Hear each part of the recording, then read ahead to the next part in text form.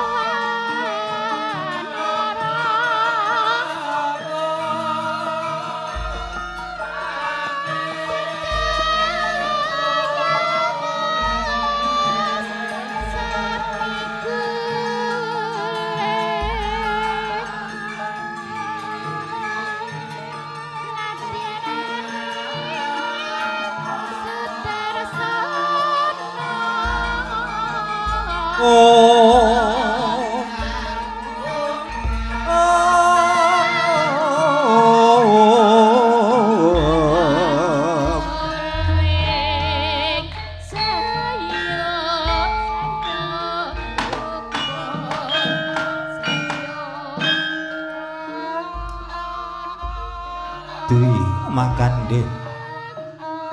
Dwi talang kali Makandhe perangan. Perangan kang kaping kali gumlari. Kahyangan ukir pidian. Sakit bunustan kahyangan dandang manguri.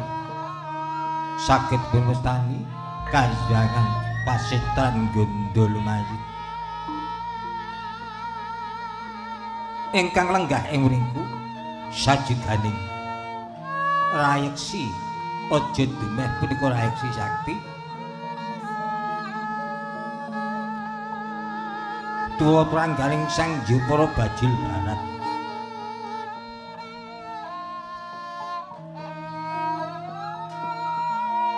Ingkang bebisik Sang Hyang Pramoni ya Sang Hyang Bathari Durga. Rikalenggan punika nampi biswanipun Prabu Duryudana ingkang sampun sawetawis cukla-cukli Balasari wonten ing pasetan Gondolomayit. Miwah Pandhita Durna ingkang sampun sowan ugi wonten ngarsanipun Bathari Durga kalarapaken dening Perjineman Jaramaya. Rep sidhem pamanemtan ana bae welang lisik. Labet dari Durga dereng keparlucitaning Drirya ingkang dereng kawijiling lesan.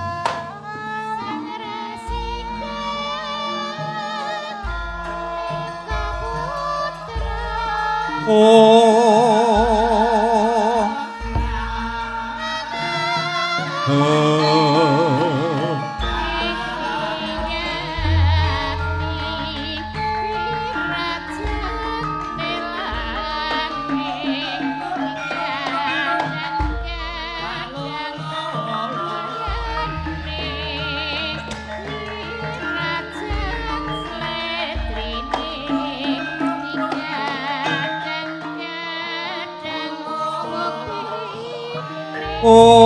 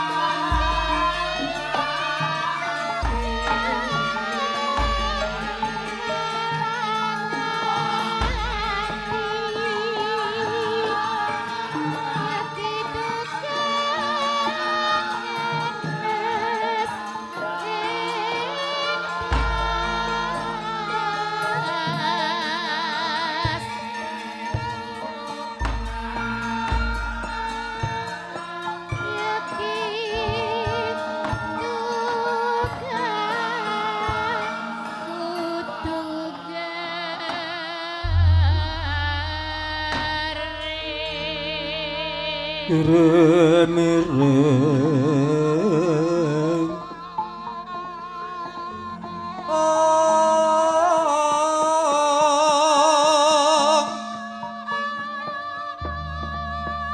kembang popong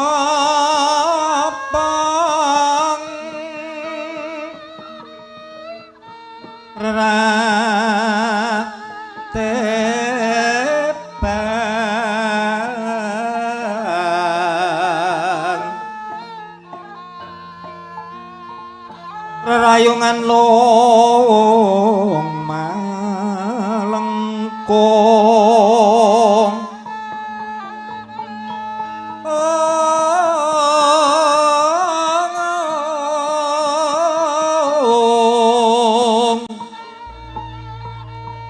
tumelung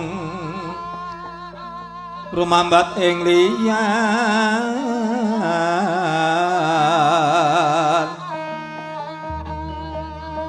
wesemukang mawur raras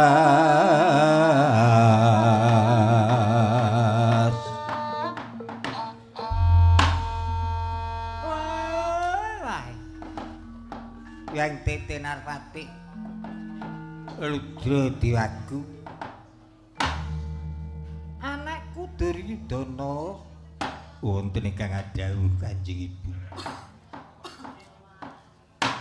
sawetara awake dhewe nggone nganti-anti marang pepundhenmu Pendhita Durna iku wis katon sowan. Kula semanggaken dumateng Kanjeng Ibu. Jaramaya, wah kula Bu. Wis sawetara Pendhita Durna nggone tumeka ning kahyangan ukir pidikan. Wah sampun sawetawis. Lah sengkune ana ngendi? Wonten sak jawining pepanggihan punika. Durna kula Ibu padha kanthi raja nggon musuhan.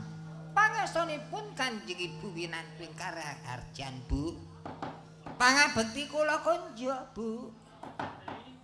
Ya Pendhita Durna ndak tampa. Apa penban bekti kula konjo. Oh nggih Gar, kula tampi dawaken sami-sami nggih. Durna padha raharja Durna. Pangestunipun Sang Hyang Jaramaya winantung karahar bekti kula konjo. Ya tak tampa Pendhita Durna. Rikala semana ulun dawake kelakon Duryudana nggayuh Wahyu Kajati. Kudu kanthi sarana nglembut pusaka Dwarawati yaiku Puspita Wijaya Kusuma. Merga bareng ndak terawang Wahyu Kajati ku pintane si Abimanyu putra Madukara. Kamangka lamun awake dhewe minangkani panune Duryudana ora kanthi sarana pangreka daya tangeh bisane kelakon gayuh wah iwe Kojati sranane ya kudu mateni utawa nglembut pusaka Ndrawati Puspita Wijayakusuma etuk gawe apa ora Pendhita Dura oh pangestunipun angsal damel menika Puspita Wijayakusuma lajeng menika Gendyaga Baladewa kekuwataning Pandhawa Setyaki sampun tekaning pati kula ingkang nyernaken kula madhaken wonten Gendyaga namung rikalanipun kula badhe ngupaya Kresna Udawa dumadhae senjata cakra ngamuk nggih sampun kula mboten saged nyaketi kedaton Negaring Dwarawati Ibu Berari kula semanggaken Ibu Berari Long-longing Durya mangun mangungkung kandha andri mangyalena tanandang kanin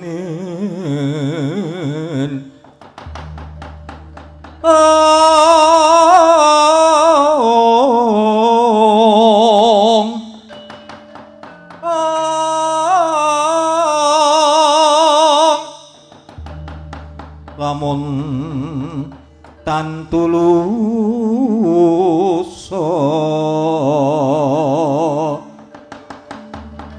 tan tulusa mangkundya utama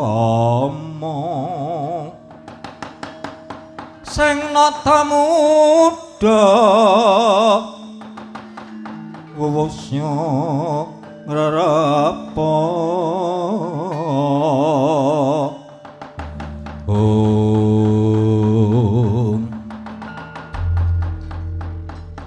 Waton Puspita Wijayakusuma kecekel ora dadi apa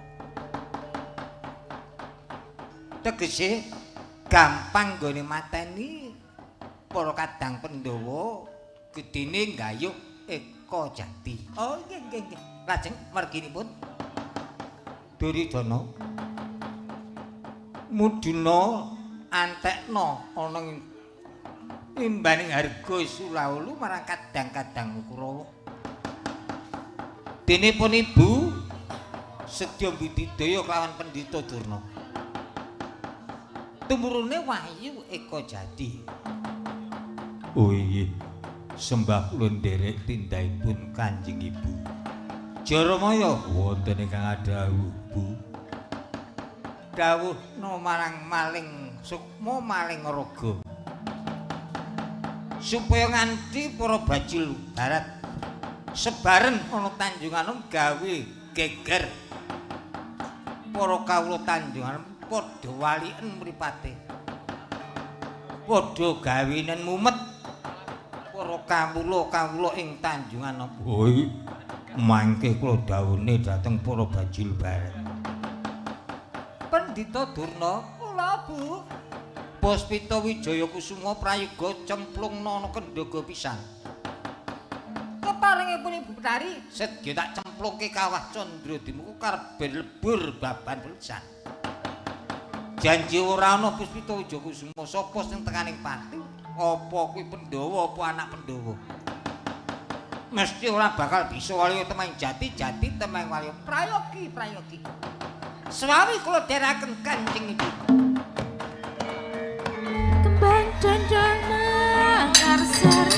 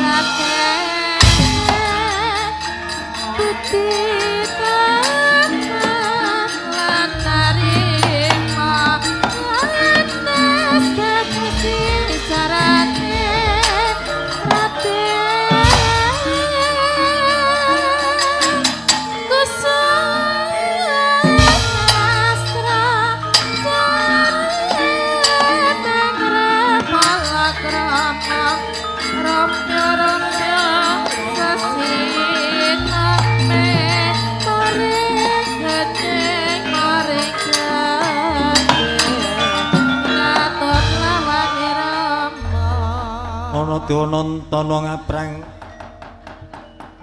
diase padha sar-saran ning antariksa pindha astra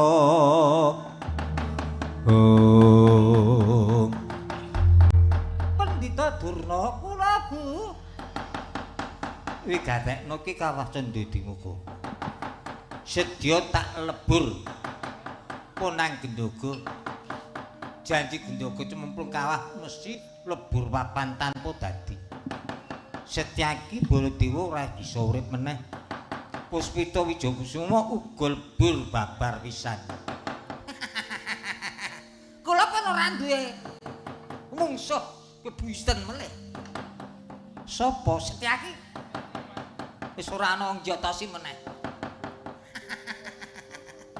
iya Pandita Durna iya ayo cemplungke kawah monggo dipun cemplungaken kawah kemawon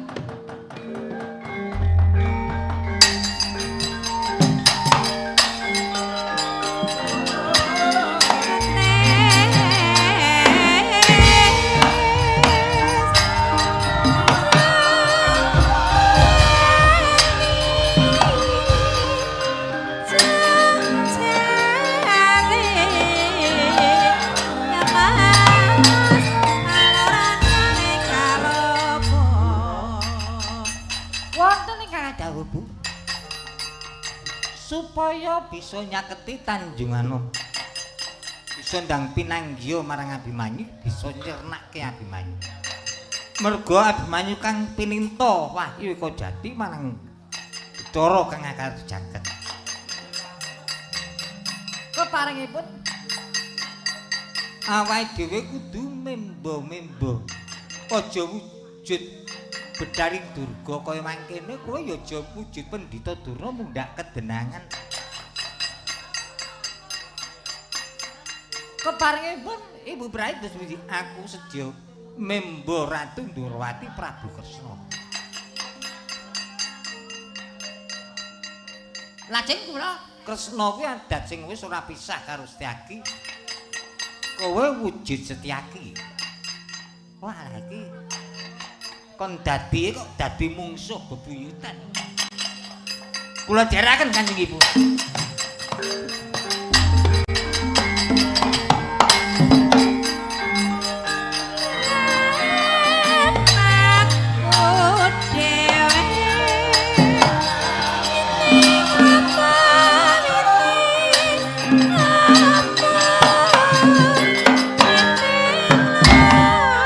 Urung dadi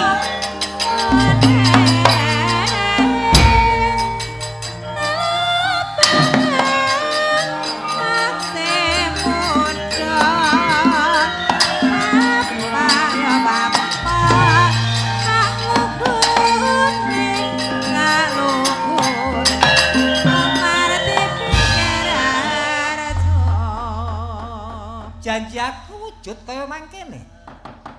Gampang nggonku ngrepeki Tanjunganom mateni Abimanyu. Dimas Setyaki. Oh, kandhap kudu manyal-manyal.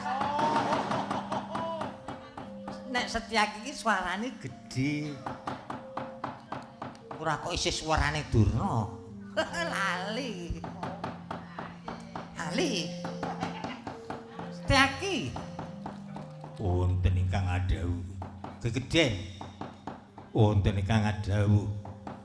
Ibu Brai degol mumlocot. Koko Prabu Bathara Kresna.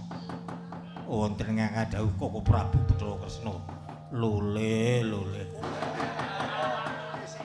Lola-lole iki aja dienggo. Ngono. Mengko mundhak kadenangan. Endi ana Setyaki nganggo lole-lole. Mengke latihan kalih tendalan. Karang beradaptasi.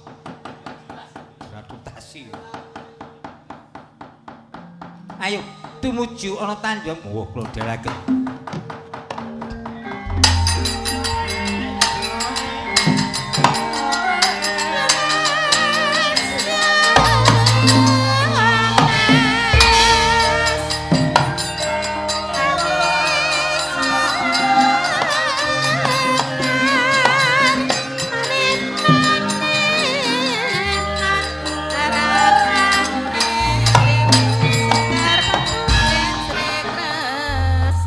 ngucap kacarita Gendhoga ingkang isinipun Prabu Baladewa Raden Setyaki miwah Puspita Wijakusuma ingkang kacemplungaken wonten Kawah Candradimukha.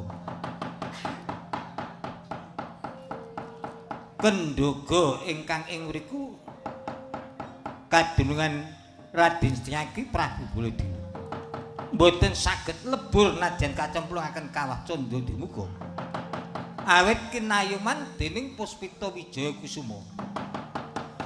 Kepara Kawah Candradimukha kaya-kaya mboten nampi poneng Gendhoga den uncalaken menginggil mentas saking Kawah Candradimukha amung elok ing jagat salah gedaden dados sardula sajaran teji.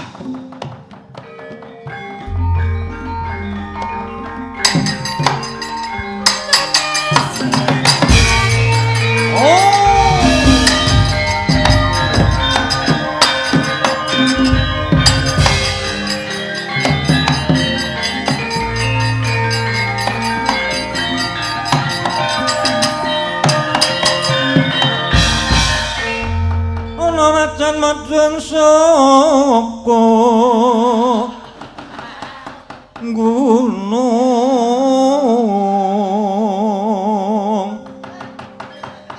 netra lerasurya kembar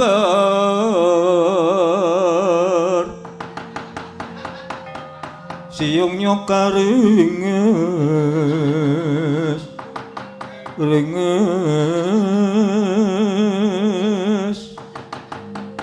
mencorong mawa Prabowo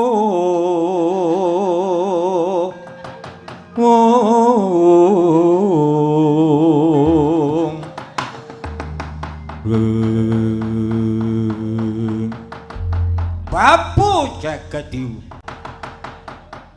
Setyaki wonten kang adhawu isih urip tesih krasa ora mboten goblok awake dhewe iki ora ana sakjroning Gendhoga ning Gendhoga malah slagedade dadi wujud macan nek ora kleru.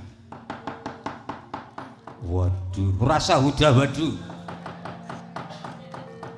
nek kangen sisihan kula dos pundi wujud kaya ngene ora usah mikir bojo dhisik.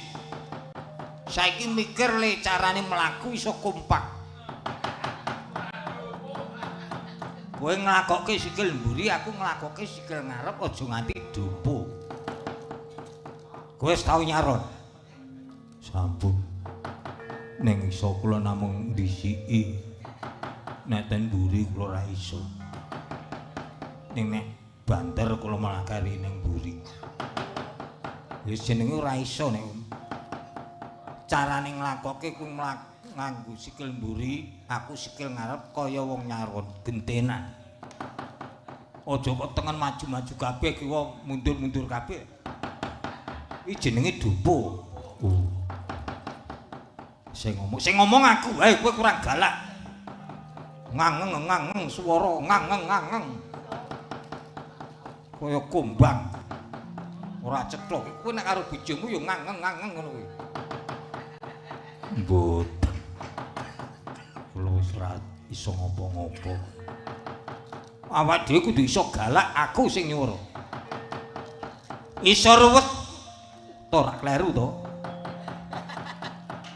Iso ruwet. Nah, karepku ngono kuwi. Karang suwe ra nganggo siung, nganggo siung iki dadi malah. Iso ruwet mula Sukertani awak dhewe. Lamun to diruwat dening Yayi Kresna dados ngupati Duka Prabu Dawa. Iya. Ning etok-etok awak dhewe upama ketemu karo wong wis pokoke ora ngerti ngono wae. Aja nganti konangan.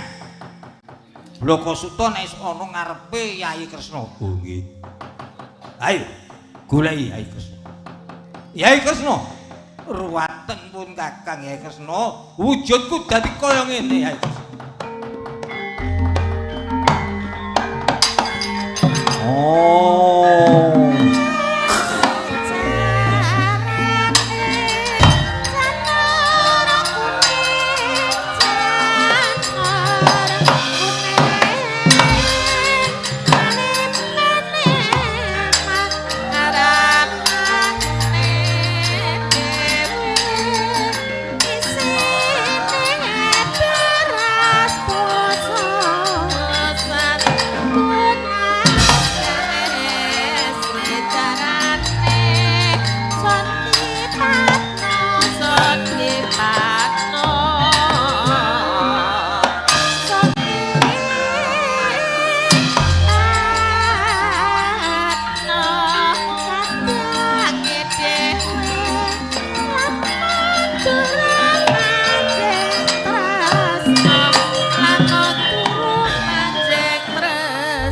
Katur gumulung mangrempak ing wadya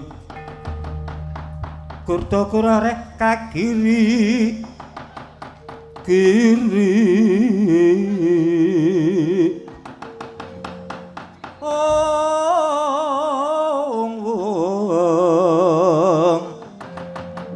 sesuk ing rananggana magawe gelar wang-wang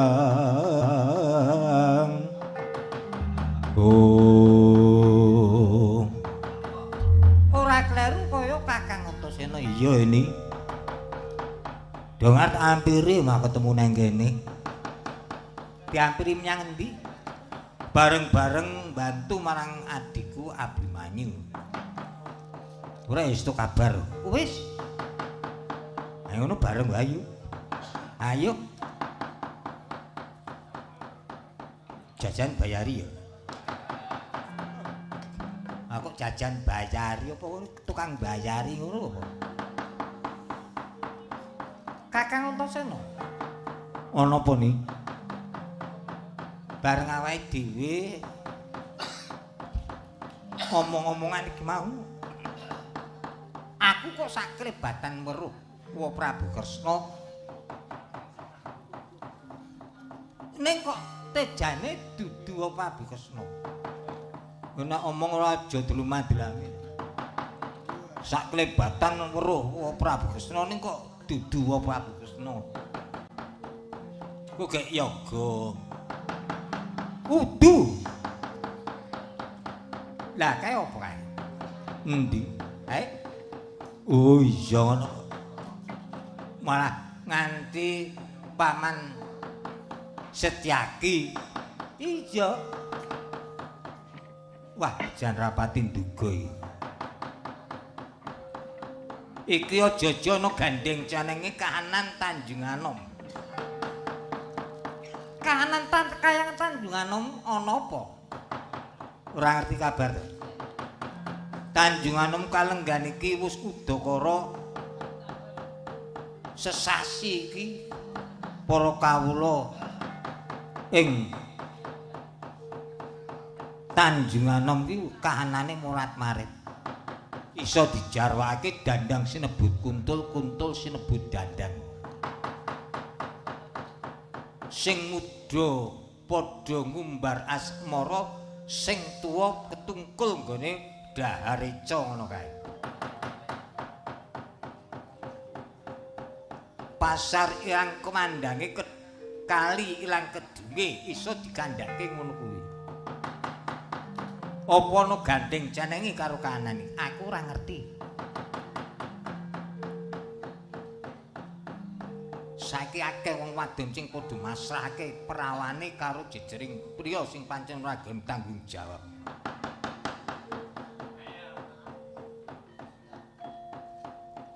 Bejane priyane lho. Ayo nek priyane iki tanggung jawab lah ora iki. Kuwi klebu dadi gara-gara Tanjungan kanane kaya mangkono iku. Keplek kecek karo dadu kopiok cekipai persasat mapan ngelembrah ning Tanjung Anom kaya-kaya dianggep lumrah. Mrakusa wadon sedalan-dalan. Aja-aja ana gandeng canenge karo iki. Saiki ngene wae. Yen ngono kowe ngerti, ketoke aku ngerti. Aku tak salin wujud nek pancen Kakang Antasena pinter tututana salina wujud.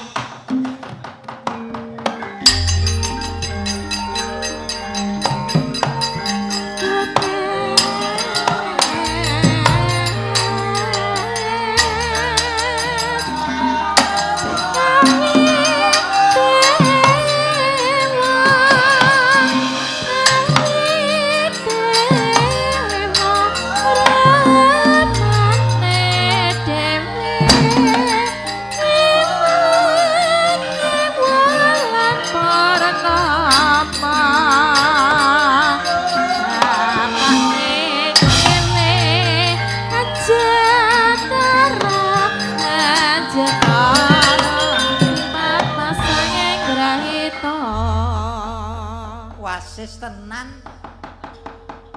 Sekarang yo Mung sak terahe kok le. Bener ngendikamu Kakang Antasena.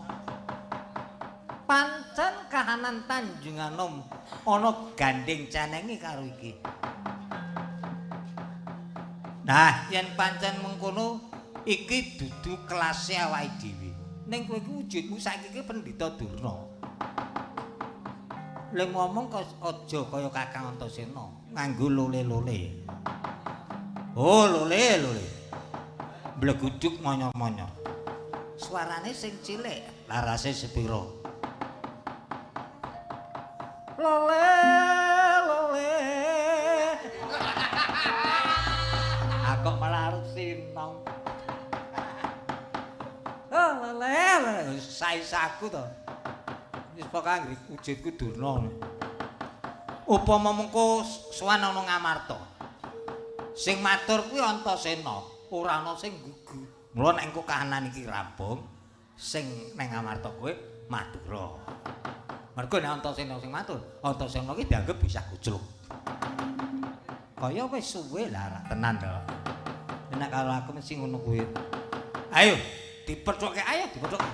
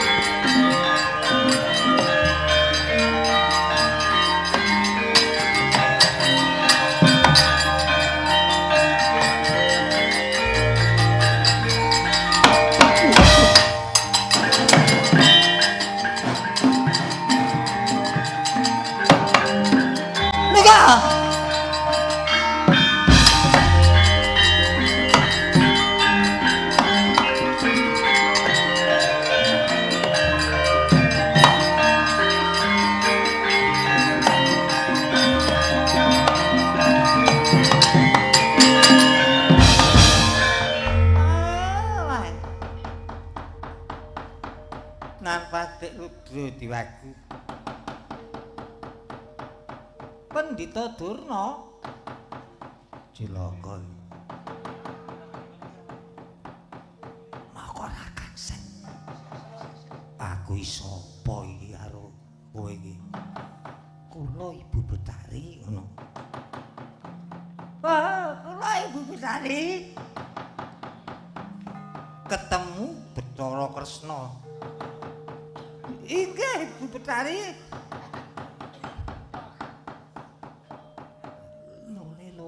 Lole.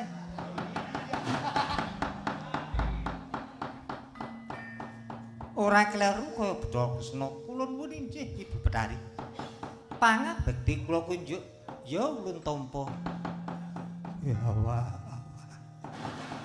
Bleguduk.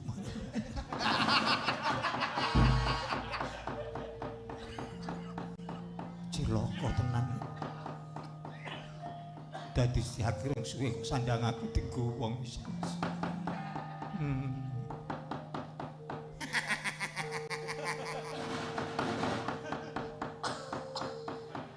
Sencaki. Apik aku nek dadi Pendhita Durna. Suka jagi. Ana apa Pendhita Durna? Kowe kok koplok keneng apa saiki?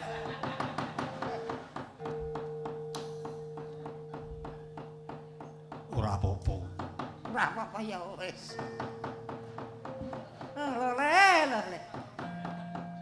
Bleguduk. Nek sing kayu growong kae piye? Kayu growong ditegor wong. Oh, wonge tegor wong. wong tegur wong piye to. Aja kaget Kresna, aku mapake kelawan sliramu kowe arep nyang endi? Nyuwun sewu kula badhe prapta wonten Praja Tanjungano. Bener Nyai. Iya Nyai. Nggih. Sing tegas. Nek nggih ya nggih ngono. Nggih. Dadekno kawulahan. Kalenggan iki papan kene tak nggo ngumbar para bajul barat. Aja ngganggu gawe para bajul barat. Kowe aja liwat papan kene ya, Nggir. Mboten wonten margi sanes kejawi namung menika. Nuwun sewu. Kula tetep badhe lewangsana medal papan punika.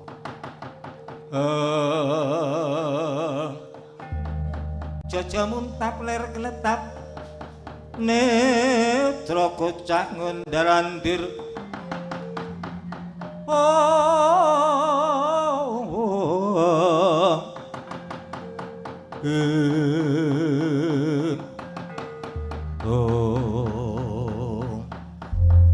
kowe wani mbantah dawuh ibumu ya apa yang ngono wani karo Cai Durga Kresna sarene sampun kalajeng kados pundi malih.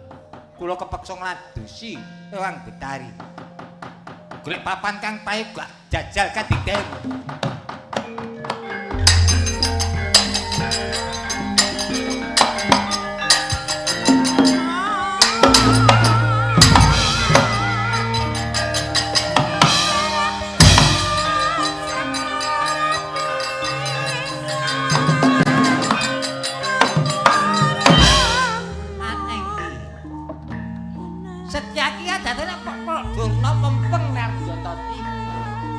Kemar ngendani ora.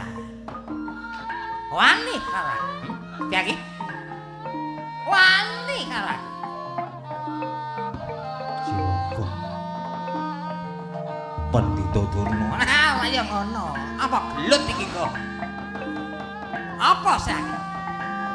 Wani kowe karo aku. Wis bacot kaya ngene kok ora wani. Apa kowe rawet di karo pendhita tampan ana cundamane? Apa kowe duwe nyilih kowe? Aduh mati.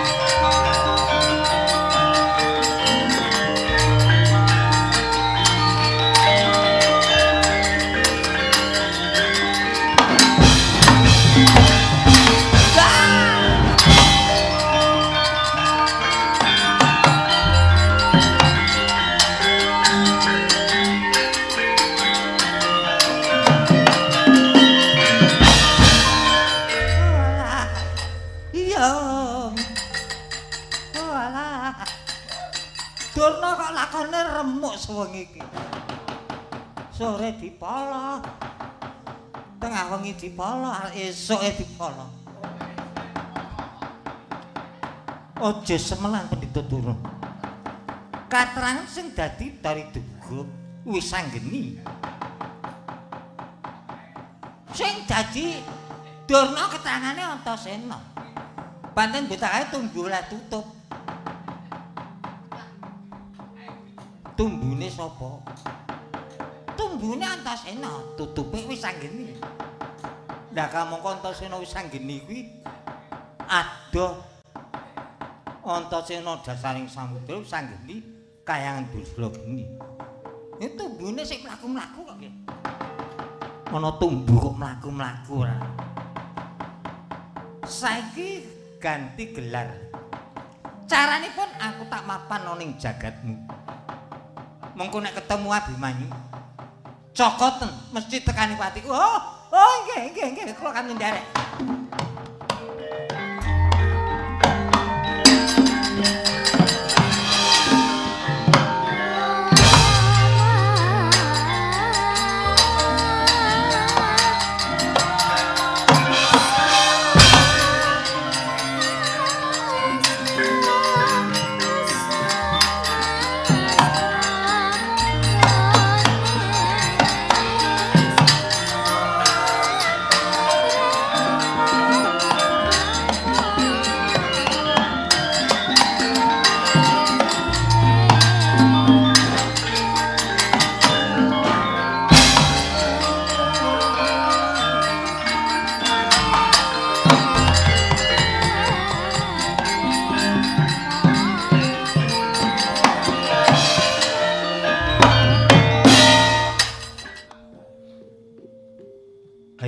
Bendaramu wis rampung nggone ngakoni nganti 40 dina 40 bengi. Diderekke playon wae langsung.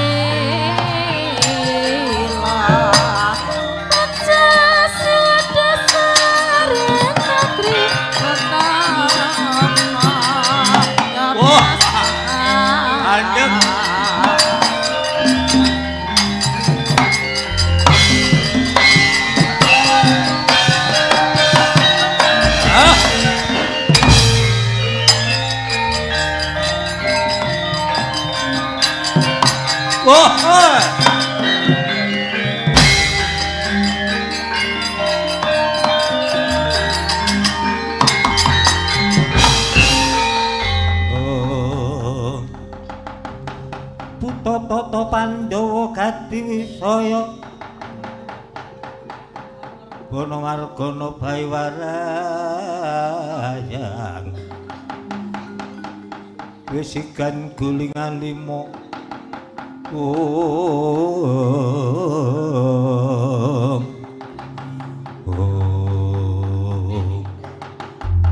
wah satra bagus. Sapa Den? Ya sapa Den? Satria Tanjunganem Abimanyu. Kowe sapa? Wah!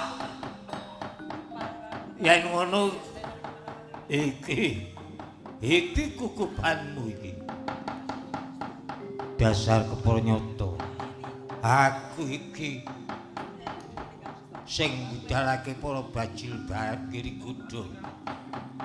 Para kawulamu Tanjunganem. Aku maling sukma, aku maling raga. Yen ngono tuas kebeneran Den, nungkula tak dikit karepe ninggal kowe tekaning pati.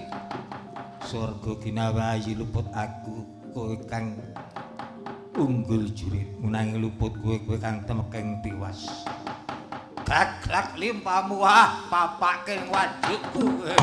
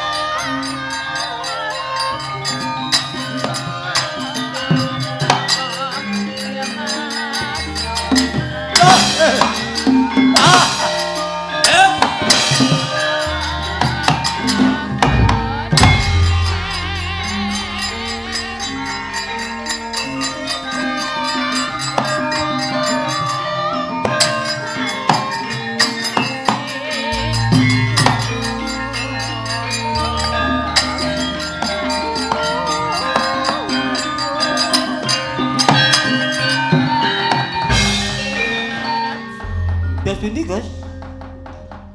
Putane Digdaya. Sinten? Pengakune maling raga, maling sukma, dudu mungsuh sampean. Niku mungsuhe Semar. Mangundur kula papakne.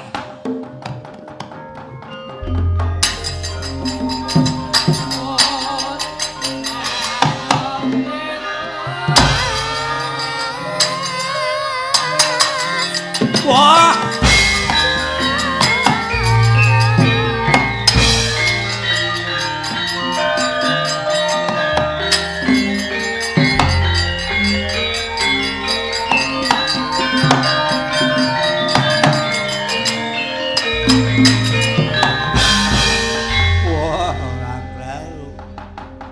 Wah, Semar. Iya. Maling sukma. Di Abimanyu atok kapake kuwi momong aku ora ngerti. Ora kelingan. Mula tak kandhani. Nanging aku nek ora iso mateni Abimanyu. Aku malah sing diula-ula dawa karo Ibu Betari.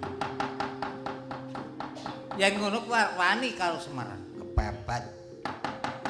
Kudu aku uga wani karo Semar. Kene mergaring patimu.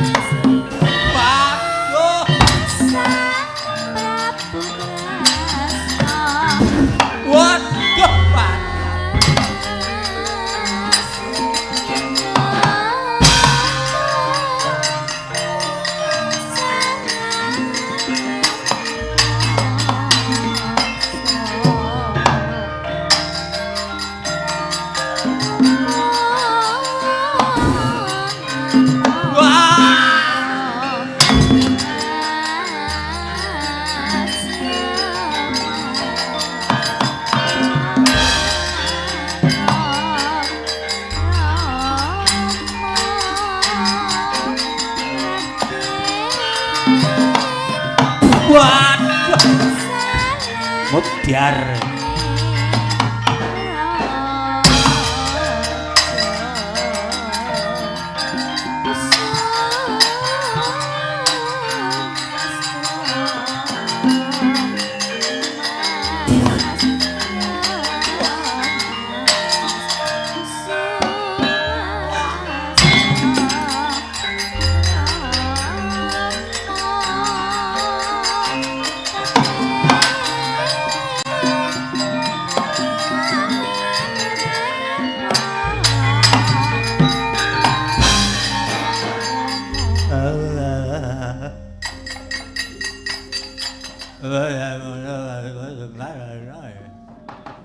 Ngomong apa kowe? Mula nek ngombe aja akeh-akeh. Dadi ora mendem. Dadi nek kerengan ngombe akeh. Aku ora ngombe tikus iki. Musuh Semar. Apa ngopo? Dimpoki. Sapa? Wah Semar. Wah, aku ya malah kababan aku malu mumet aku. Ora perang wae. Ora urung ya mumet. Wah, cilaka iki. Ketemu wis Semar. Wah, mundur.